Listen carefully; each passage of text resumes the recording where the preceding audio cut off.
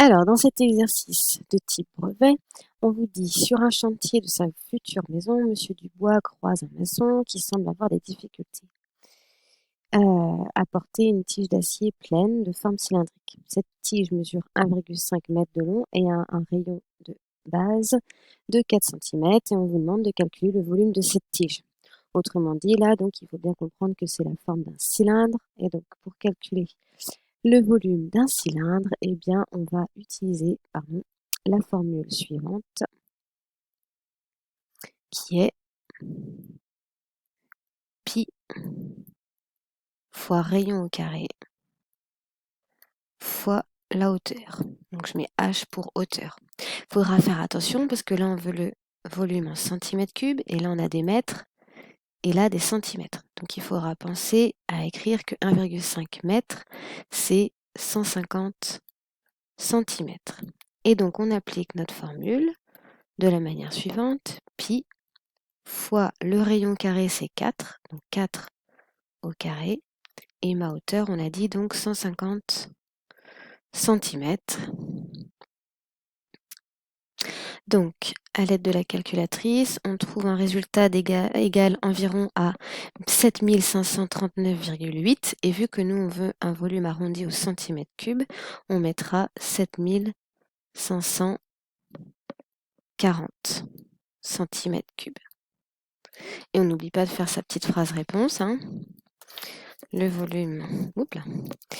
volume de cette tige est de 7540 centimètres cubes. Voilà. Maintenant, on passe à la question 2. Donc, on vous dit que l'acier a une masse volumique de 7,85 g par centimètre cube. Calculez la masse de cette tige arrondie au kilogramme. Donc déjà, première chose, qu'est-ce que ça veut dire cette masse volumique? Ça veut dire que pour 7,85 g, on a une masse de 7,85 g pour 1 centimètre cube. Donc, on va pouvoir faire un tableau de proportionnalité que j'affiche de suite, dans lequel on va pouvoir mettre donc 7,85 g et 1 centimètre cube. Voilà. Et nous, on veut la masse de cette tige. Donc ici, notre volume, c'est 7540. Touc. Alors, ce que je vous propose, c'est que dans un premier temps, on calcule ça en grammes. Et après, on convertira en kilogrammes. Donc là, si je veux calculer, eh bien, je vais faire multiplier par 7540.